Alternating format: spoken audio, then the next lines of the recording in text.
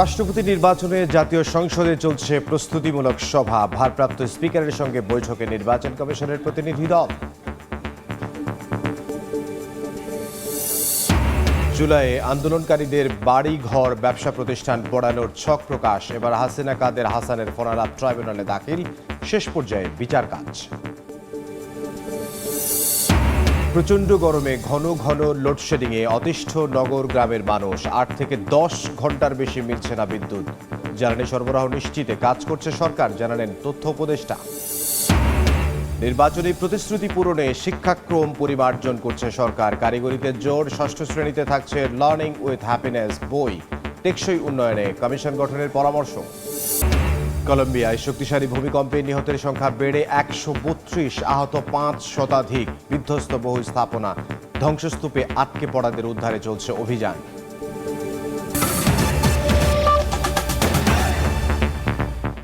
সময় সংবাদের সঙ্গে আছি আমি ইমদাদুল হক।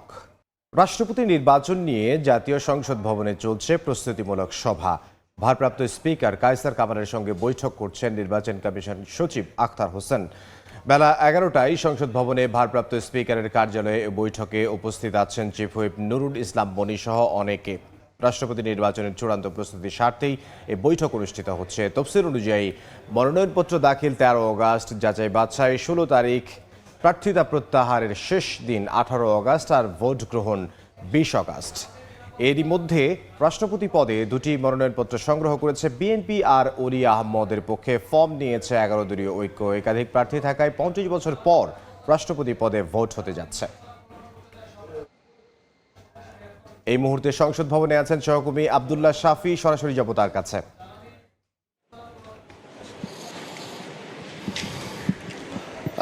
দেখুন, বৈঠক শুরু হয়েছে ১১টার কিছু পর।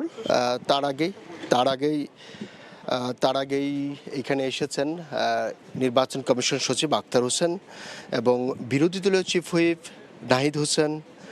নাহিদ ইসলাম, তারপর হচ্ছে সরকারি দলের যারা চিফ হুইপ আছেন তারা এসেছেন। অর্থাৎ রাষ্ট্রপতি নির্বাচনকে কেন্দ্র করে সংশ্লিষ্ট যারা আছেন প্রত্যেকেই এই চূড়ান্ত বৈঠকটিতে অংশ নিয়েছেন।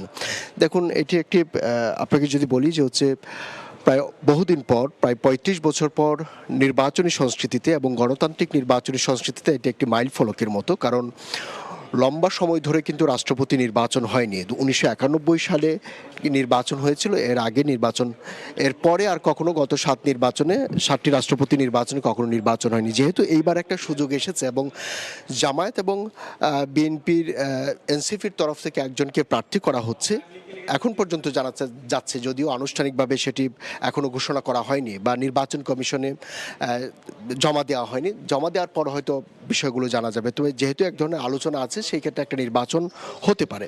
তো সম্ভাব্য দেখা যাচ্ছে যে তফসিল অনুযায়ী নির্বাচন কমিশনের ১৩ তারিখ হচ্ছে তারা ১৩ তারিখ হচ্ছে রাষ্ট্রপতির যে সেখানে তফসিল অনুযায়ী জমা দেবেন, মনোনয়নপত্র জমা দিবেন। তারপর সেটি ১৬ তারিখ যাচাই বাছাই হবে এবং ১৮ তারিখ মনোনয়নপত্র প্রত্যাহার করা হবে। যদি যারা মনোনয়ন জমা দেবেন তাদের মধ্যে কেউ যদি প্রত্যাহার করেন, সেই ক্ষেত্রে হয়তো রাষ্ট্রপতি নির্বাচন অনুষ্ঠিত হবে না। আর যদি যারা সম্ভাব্য, যেগুলো শোনা যাচ্ছে যে বিএনপি, এনসিপি এবং জামায়াতের পক্ষ থেকে যদি যিনি করবেন তিনি যদি প্রত্যাহার না করেন, তাহলে হয়তো ২০ অগাস্ট সেই নির্বাচনটি অনুষ্ঠিত হবে এবং ২০ অগাস্ট সকাল দুপুর ২টা থেকে বিকেল ৫টা পর্যন্ত সেই নির্বাচনটি অনুষ্ঠিত হবে। তো সরকারি দল এবং বিরোধী দলের এমপিরা, সংসদ সদস্যরা সেখানে ভোটাধিকার প্রয়োগ করবেন এবং সেই ভোটাধিকারের মধ্য দিয়েই নতুন রাষ্ট্রপতি আসলে নির্বাচিত হবে। তো এখন পর্যন্ত এই ছিল যে ভিতরে যে চূড়ান্ত বৈঠকটি চলছে নির্বাচনের, এবং তারপর ভিতর থেকে বের হওয়ার পর বৈঠক শেষে তখন হয়তো তারা আমাদের সঙ্গে কথা বলবেন, তখন হয়তো বিস্তারিত আপনাদেরকে জানাতে পারবো। জাতীয় সংসদ ভবন থেকে সহকর্মী আব্দুল্লাহ শাফি। প্রধানমন্ত্রী তারেক রহমানের সঙ্গে সৌজন্য সাক্ষাৎ করেছেন বিশ্বের অন্যতম বৃহৎ ডিজিটাল পেমেন্ট নেটওয়ার্ক প্রতিষ্ঠান ভিসার এশিয়া প্যাসিফিক অঞ্চলের প্রেসিডেন্ট স্টিফেন কার্পিন। সকালে সচিবালয়ে এই সাক্ষাৎ অনুষ্ঠিত হয়। এ সময় ডিজিটাল কমার্সের গতি বাড়াতে, পেমেন্ট নিরাপত্তা আরও মজবুত করতে এবং দেশের ডিজিটাল রূপান্তরের পরবর্তী ধাপ নিশ্চিতে করণীয় নিয়ে আলোচনা হয়। ডিজিটাল আর্থিক সেবার দ্রুত সম্প্রসারণ, ক্রমবর্ধমান ই কমার্স খাত ও আর্থিক অবকাঠামোতে ক্রমাগত বিনিয়োগের মধ্য দিয়ে বাংলাদেশ ডিজিটাল পেমেন্টের নতুন এক অধ্যায়ের দিকে এগিয়ে যাচ্ছে বলে মন্তব্য করেন স্টিফেন কার্পিন। 3 দিনের সফরে 12 আগস্ট পর্যন্ত বাংলাদেশে অবস্থান করবেন তিনি। সরকারের বিভিন্ন কার্যক্রমের অগ্রগতি নিয়ে সচিবালয়ে ব্রিফ করছেন প্রধানমন্ত্রীর তথ্য ও সম্প্রচার উপদেষ্টা ডক্টর জাহিদুর রহমান। সরাসরি যাব সেখানে। আমি ওই একই কথাই আপনি আবার বললেন, আমি আপনার সাথে একমত, এটা আমরা খেয়াল করব। মানে আরেকটু টিকে গেলে অস্তিত্ব থাকবে না, তাহলে সম্ভবত আমিও আছি। সো এই ঝুঁকিটা আমি আসলে নিজে বুঝি, আমি খুব ভালোভাবে বুঝি। ওই জুলাইয়ের ওই দিনগুলোতে হোয়াট হ্যাপেন্ড আমি নিজে করেছি, আমি জানি। তো সুতরাং আমিও আসলে আপনাদেরই দলে আছি, আপনি এটা মনে করবেন না যে আমি অন্যদিকে আছি। সুতরাং এটা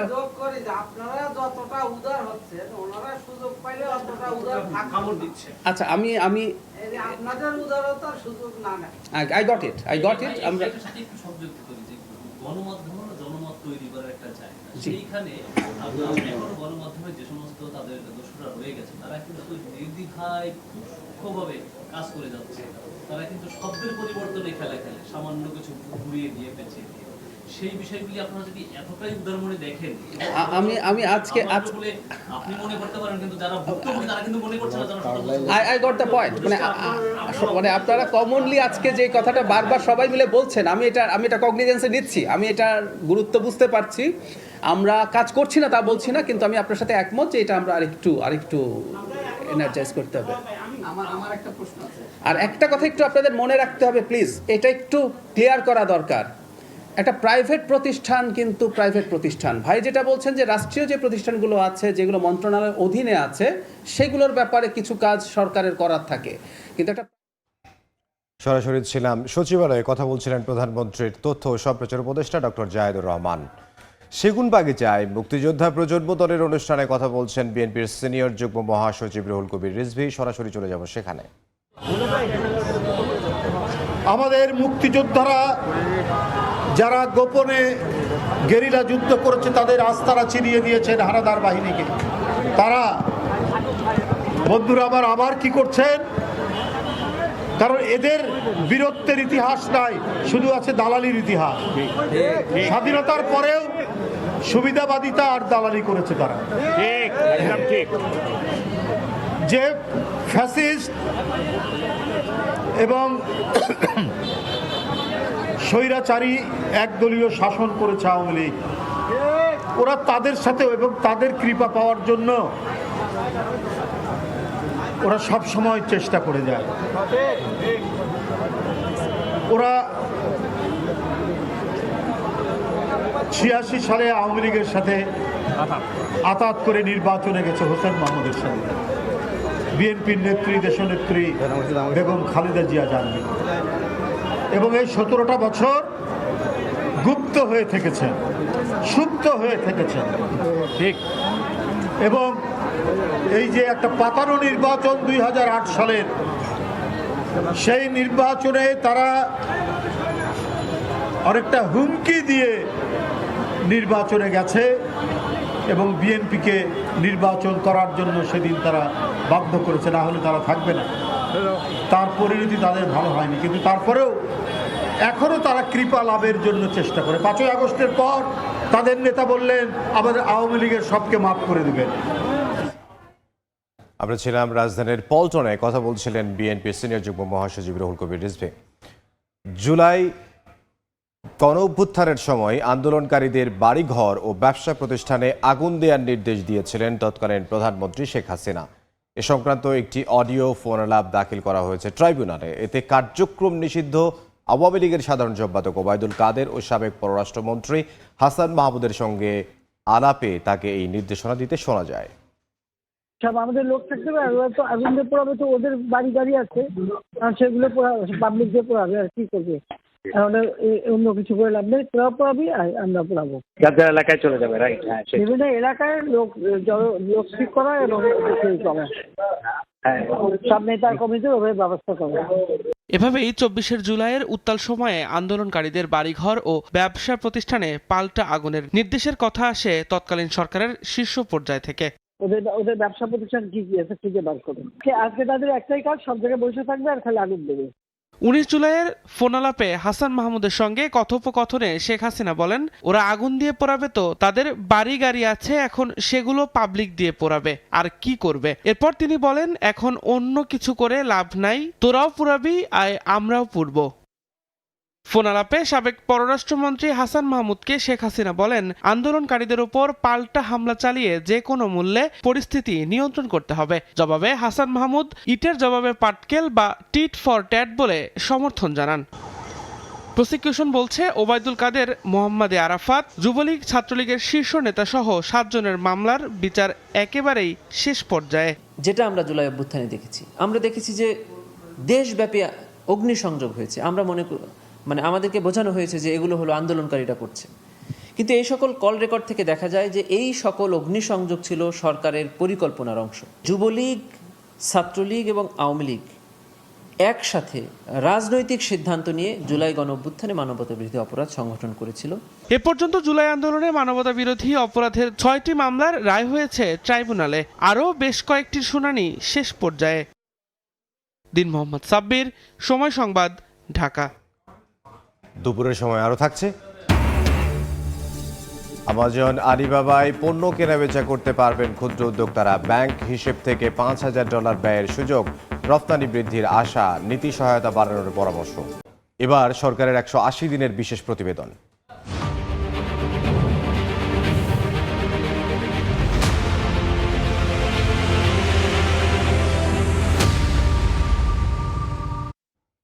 নির্বাচনী প্রতিশ্রুতি অনুযায়ী 180 দিনে শিক্ষাক্রমকে আনন্দময় করার কাজ করছে সরকার। সেই সঙ্গে প্রাথমিক বিদ্যালয়ের শিক্ষার্থীদের এ মাস থেকেই বিনামূল্যে দেয়া হচ্ছে ইউনিফর্ম, জোর দেয়া হচ্ছে কারিগরি শিক্ষায়ও। তবে বিশ্ববিদ্যালয় ক্যাম্পাসে শান্তিপূর্ণ পরিবেশ বজায় রাখতে প্রয়োজনীয় ব্যবস্থা নেওয়ার আহ্বান সংশ্লিষ্টদের। নূরে আলমের রিপোর্ট। বর্তমান সরকার দায়িত্ব নেয়ার পর থেকে অন্যতম গুরুত্বপূর্ণ খাত হিসেবে শিক্ষাকে গুরুত্ব দিচ্ছেন প্রধানমন্ত্রী তারেক রহমান। শিক্ষাকে আনন্দময় এবং খেলাধুলাকে সর্বোচ্চ গুরুত্ব দেওয়ার নির্দেশ দিয়েছেন তিনি। সরকারের 180 দিনের পরিকল্পনায় আরও ছিল ওয়ান টিচার ওয়ান ট্যাব, বাধ্যতামূলক তৃতীয় শিক্ষা, সবার জন্য কারিগরি শিক্ষা, বিনামূল্যে স্কুল ড্রেস ও জুতা প্রদান। তারই অংশ হিসেবে এরই মধ্যে শিক্ষাক্রম পরিমার্জনের কাজ শুরু হয়েছে। আগামী শিক্ষাবর্ষে 4র্থ শ্রেণীতে বাংলাদেশের সংস্কৃতি এবং 60টি খেলা বাধ্যতামূলক। 6ষ্ঠ শ্রেণীতে চালু হচ্ছে লার্নিং উইথ হ্যাপিনেস বই। সেই সঙ্গে প্রাথমিকের শিক্ষার্থীদের বিনামূল্যে স্কুল ইউনিফর্ম বিতরণ শুরু হচ্ছে চলতি মাসে। আমরা মনে করি আল্লাহর রহমতে অনেক অগ্রসর হয়েছে এবং আমাদের টোটাল ম্যানিফেস্টো প্রমিসেসগুলো অল্প কিছু সময়ের ভেতরে, মানে 2 থেকে 3 বছর, এজ বস্তু 4 থেকে 5 বছর এর ভেতরে হয়তো আমরা মিট করতে সক্ষম হব। সরকার প্রতিশ্রুতি অনুযায়ী কাজ শুরু করেছে জানিয়ে শিক্ষা গবেষকরা বলছেন, শিক্ষাক্রম সহ নানা কার্যক্রম সফল করতে হলে যথাযথ প্রস্তুতি নিয়ে কাজ করতে হবে।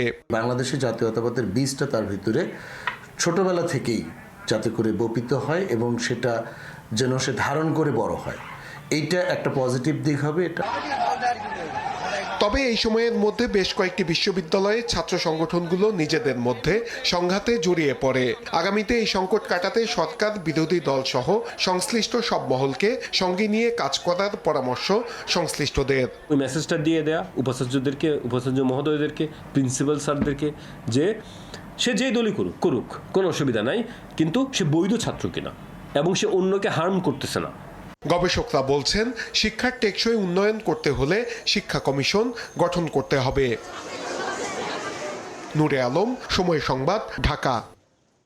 একদিকে ব্যবসা গরমে হাঁসফাঁস অবস্থা, অন্যদিকে ঘন ঘন লোডশেডিংয়ে অতিষ্ঠ রংপুরবাসী। তাদের দাবি 24 ঘন্টার মধ্যে বিদ্যুৎ থাকছে মাত্র 8 থেকে 10 ঘন্টা। ব্যাহত হচ্ছে স্বাভাবিক জীবনযাত্রা, ক্ষতিগ্রস্ত হচ্ছে ব্যবসা বাণিজ্য ও শিল্প কারখানার উৎপাদন। বিদ্যুৎ বিভাগের দাবি, চাহিদার তুলনায় সরবরাহ কম থাকায় তৈরি হয়েছে এই সংকট। শাকিল মাহমুদের ছবিতে আব্দুর রশিদ জীবনের রিপোর্ট। গরমে হাঁসফাঁস, তার উপর অস্বাভাবিক লোডশেডিংয়ে পরিস্থিতি আরও দুর্বিষহ করে তুলেছে। দিনরাত মিলিয়ে ঘন্টার পর ঘন্টা বিদ্যুৎ না থাকায় ঘরে বাইরে সবখানেই বেড়েছে ভোগান্তি। কারেন্ট নাই, পাখা বাতাস, রান্নারও কষ্ট হয়। আমরা কারেন্টে রান্না করি। সকাল থেকে এই পর্যন্ত রান্না হয়নি, বাচ্চারা খাওয়া দাওয়া করতে পারতেছে না। ভোরবেলা যখন মানুষ ঘুমাবে ঠিক সেই সময় কারেন্ট নাই। বিদ্যুৎ বাতি না থাকার কারণে পানি নিয়ে কষ্ট, গরমের কষ্ট, তো অস্থির হয়ে আছি। বাসায় অসুস্থ বয়স্ক লোকদেরকে নিয়ে সমস্যা হচ্ছে, এটা আসলে তাড়াতাড়ি শুরু করা দরকার। এলাকাবাসীর অভিযোগ, নেসকোর আওতাধীন রংপুর মহানগর এলাকায় প্রতিদিন গড়ে 8 থেকে 10 ঘন্টাই থাকছে বিদ্যুৎ, যার নেতিবাচক প্রভাব পড়েছে ব্যবসা প্রতিষ্ঠান সহ বিদ্যুৎ নির্ভর ক্ষুদ্র ও মাঝারি শিল্পে। লোডশেডিংয়ে উৎপাদন কমেছে 50 থেকে 60%। জীবন অতিষ্ঠ হয়ে যাচ্ছে ভাই, সকালে নাই ঘুমেও শান্তি নাই, কাজ করেও শান্তি নাই। আধা ঘন্টা আসে, 3 ঘন্টা নাই। এইভাবে তো একটা প্রতিষ্ঠান বা একটা কলকারখানা চলে না। 12 ঘন্টার মধ্যে 6 ঘন্টা কারেন্ট থাকে না, আমরা ডিউটি করি, কাজ করতে পারি না, কাজে এখানে জমা হয়ে থাকে। এক্সিকিউটিভদের দারুণ কষ্টকর হচ্ছে, প্রোডাক্ট দেখাইতে পারতেছি না, জেনারেটর দিয়ে যতটুকু ব্যাকআপ দেওয়া ততটুকু দিতে পারতেছি না, কারণ জ্বালানি তেলেরও দাম। তবে এ বিষয়ে ক্যামেরার সামনে কথা বলতে রাজি না হলেও নেসকোর প্রধান প্রকৌশলী জানান, চাহিদার তুলনায় উৎপাদন কম হওয়ায় বেড়েছে লোডশেডিং। আমার কালকে 241 পাইছি, এটা হলো 15টায়। কালকের 2 দিনের বেলা খুব খারাপ গেছে, 91 মেগাওয়াট লোডশেড ছিল। সমস্যা আমি তো সমস্যা করে জানি না, সমস্যা আমি কম পাচ্ছি। নেসকোর আওতাধীন রংপুর মহানগরে প্রতিদিন 310 থেকে 320 মেগাওয়াট চাহিদার বিপরীতে বিদ্যুৎ পাওয়া যাচ্ছে 215 থেকে 220 মেগাওয়াট। আব্দুর রশিদ জীবন, সময় সংবাদ, রংপুর। সময় সংবাদে আরও থাকছে। অবশেষে ডোনাল্ড ট্রাম্পের সমর্থন পেলেন ইনফান্টিনো। সামাজিক যোগাযোগ মাধ্যমে পোস্ট, সভাপতির পদ থেকে সরানোর কথা ভাবা মারাত্মক ভুল। এবার বাণিজ্যের সংবাদ।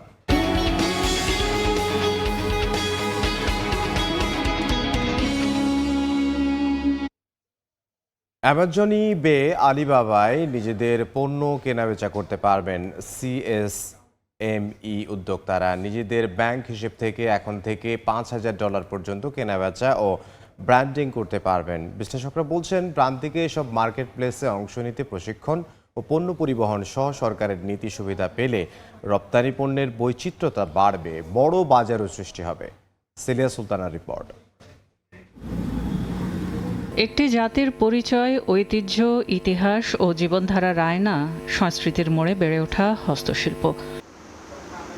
মানুষের রুচি, বিশ্বাস, শিল্পচেতনা আর সামাজিক মূল্যবোধ প্রকাশের মাধ্যম।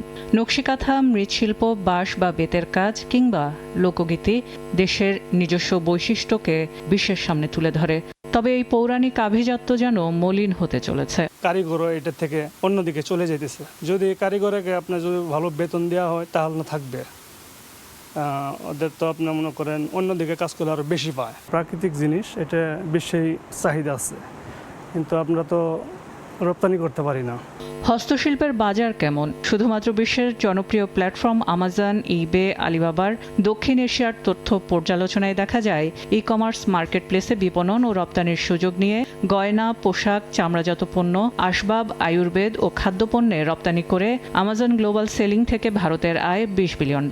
পাকিস্তানের সার্জিক্যাল ও স্পোর্টস পণ্যে $1 থেকে $3 বিলিয়ন। এছাড়া নেপাল, ভুটান ও শ্রীলঙ্কার চা, রত্ন, কাগজ, পশমি পণ্য ও কৃষি পণ্য ব্যাপকভাবে বিক্রি হচ্ছে এসব বাজারে। বাংলাদেশের যে কোনো গ্রামে গঞ্জে বসেও যে কোনো মা বোন এরকম বিস্তৃত মার্কেট প্লেস, যেটাকে অবারিত মার্কেট প্লেস বলি, আমাজন বলেন অথবা এই ধরনের যে কর্পোরেশনগুলো আছে, তাদের সাথে যদি লিয়াজও করে দেওয়া যায়, আমার কাছে মনে হয় তারা এটা সুফল কিন্তু ঘরে বসে পেতে পারবে। বাংলাদেশ ব্যাংক বলছে, ব্যাংকিং লেনদেনের জটিলতায় এসব বাজারে বাংলাদেশিরা কেনাবেচা করলেও তা তৃতীয় পক্ষের অংশীদারিত্বে খরচ বাড়ে। ফলে এখন থেকে সরাসরি $5,000 পর্যন্ত উদ্যোক্তারা আন্তর্জাতিক মার্কেট প্লেসগুলোতে লেনদেন করার সুযোগ পাবেন। সেই পণ্যগুলি যদি অ্যাড আকারে দেয়, তবে বিশ্বের বহু দেশের মানুষ একসাথে ওই পণ্যটা সম্পর্কে জেনে ফেলল। তারপর একটা লিঙ্ক দিয়ে দিল যে ফার্দার জানার জন্য আপনি লিঙ্কে ক্লিক করে, তখন সেই পণ্য সম্পর্কে প্রচার করতে পারে। ইবে, আমাজন, আলিবাবার মতো মার্কেট প্লেসে দেশীয় উদ্যোক্তারা যদি অংশগ্রহণ করতে পারেন, সেক্ষেত্রে শুধুমাত্র ন্যায্য মূল্যই নিশ্চিত হবে না, বাড়বে লাভের পরিমাণও। ঠিক একইভাবে পণ্যের চাহিদা এবং মতামতের উপর ভিত্তি করে পণ্যের মানোন্নয়ন, নতুন নতুন ডিজাইনে উদ্ভাবন এবং অন্যদিকে বৈশ্বিক যে মানদণ্ড, সেটিও ধরে রাখতে উৎসাহিত হবেন উদ্যোক্তারা। বাংলাদেশ ব্যাংক মনে করছে, এতে শুধু দেশীয় শিল্পের যে বাজার, সেটি প্রসারিত হবে না, বাড়বে রপ্তানি আয়ও। সেলিয়া সুলতানা, সময় সংবাদ, ঢাকা। রাজধানীর ফার্মগেটে বাংলাদেশ কৃষি গবেষণা কাউন্সিল মিলনায়তনে সেমিনারে কথা বলছেন শিক্ষামন্ত্রী ডক্টর আ ন ম এহসানুল হক মিলন। সরাসরি যাব সেখানে। খাগড়াছড়িতে দিয়েছে, লালমনিরহাট, এই ট্রান্সফার সে কি বিশাল কাজ। পাশে পারলাম না টেলিটকের কাছ থেকে একটি প্রোগ্রাম পেতে, প্রত্যেক সপ্তাহে আমাকে প্রোগ্রাম দিচ্ছে ট্রান্সফারে। That's how the government's run, it's not a private business sector যে আজ বলবো কালকেই কাজ হয়ে যায়। তারপরও চেষ্টা চালিয়ে যাচ্ছি, এই ট্রান্সফারটাকে আমাকে করতে হবে, ৯,০০০ শিক্ষককে নিয়োগ দিতে হবে। তারপরে ৭৭,০০০ থেকে ৯,০০০ চলে গেলে এদের মধ্যে আবার আমাকে রেকর্ড বের করতে হবে, করে তারপর তাদের পরীক্ষা দিতে হবে। Do you realize NTRC doesn't have that kind of manpower? PSC মন্ত্রী হওয়ার পরেই প্রতিদিন চিঠি দিচ্ছি, প্রতিদিন মিটিং করছি PNC চেয়ারম্যান সাহেবকে বসে যে আমার শিক্ষক চাই, আমার শিক্ষক চাই। এ যাবৎ বোধহয় ২০০ শিক্ষকও দিতে পারেনি। ভেবে দেখুন, দিস আ প্রবলেম, কিন্তু উই মাস্ট অ্যাড্রেস ইট। এর মাঝখানে হঠাৎ করে বলল যে ৭৭,০০০ শিক্ষকের ভাগ্য নিয়ে সিনেমিনি করা খেলা হচ্ছে। সরাসরি ছিলাম ফার্ম গেটে, কথা বলছেন শিক্ষামন্ত্রী আনোয়ার এহসানুল হক মিলন। তার বক্তব্যের পুরো অংশ দেখতে ভিজিট করুন সময় টিভির ফেসবুক পেজে। চাঁদপুরের শাহরাস্তিতে ডাম্প ট্রাকের সঙ্গে বাসের সংঘর্ষে প্রাণ গেছে ৩ যাত্রীর। পুলিশ জানায় ঢাকা থেকে যাত্রী নিয়ে আল আরাফা পরিবহনের একটি বাস হাজীগঞ্জ যাচ্ছিল। চাঁদপুর কুমিল্লা আঞ্চলিক মহাসড়কের শাহরাস্তির বানিয়াচো এলাকায় পৌঁছালে বিপরীত দিক থেকে বালুবাহী ডাম্প ট্রাকের সঙ্গে সংঘর্ষ হয় বাসটির। এতে বাসের সামনের অংশ দুমড়ে মুচড়ে গিয়ে ঘটনাস্থলেই ৩ যাত্রী নিহত হন। পরে আহতদের উদ্ধার করে স্থানীয় হাসপাতালে ভর্তি করা হয়। দেশের বাইরের খবর, কলম্বিয়ায় শক্তিশালী ৭.৪ মাত্রার ভূমিকম্পে নিহতের সংখ্যা বেড়ে দাঁড়িয়েছে ১৩২ জনে, আহত ৫৭০ জনের বেশি। এখনও নিখোঁজ ২,৭০০-র বেশি মানুষ, ক্ষতিগ্রস্ত ১,৫০০-এর বেশি বাড়িঘর। ধ্বংসস্তূপে আটকে পড়াদের উদ্ধারে জোর প্রচেষ্টা চালাচ্ছেন জরুরি সেবা কর্মীরা।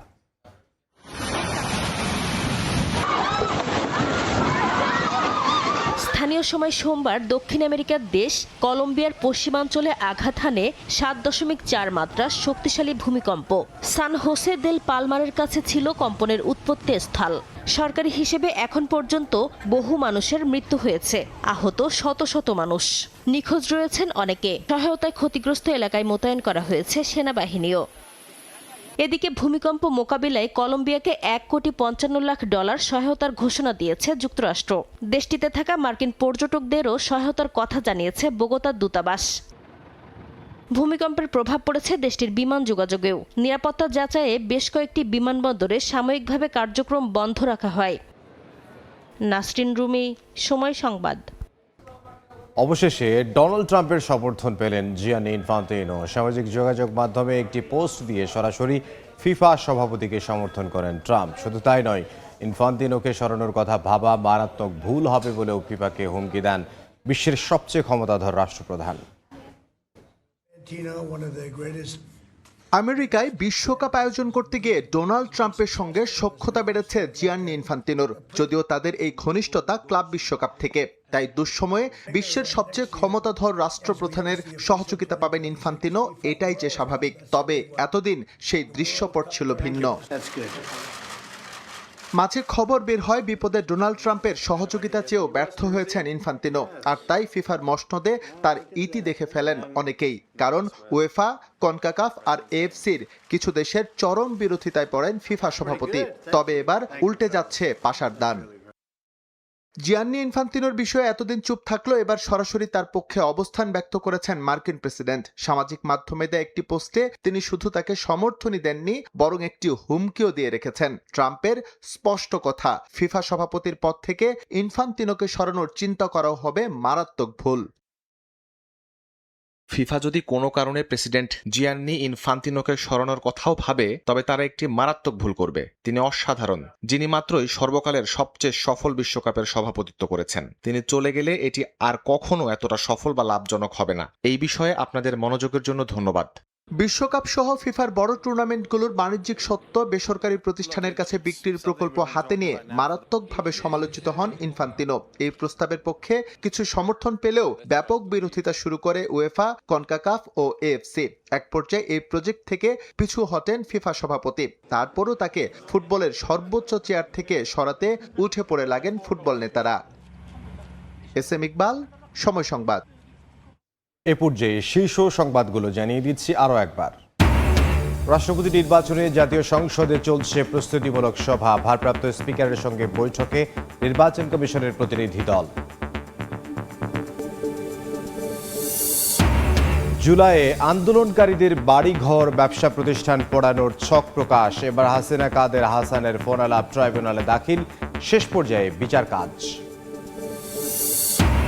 এবং প্রচণ্ড গরমে ঘন ঘন লোডশেডিংয়ে অতিষ্ঠ নগর গ্রামের মানুষ। দিনের অর্ধেক সময় মিলছে না বিদ্যুৎ। জ্বালানি সরবরাহ নিশ্চিতে কাজ করছে সরকার, জানালেন তথ্য উপদেষ্টা।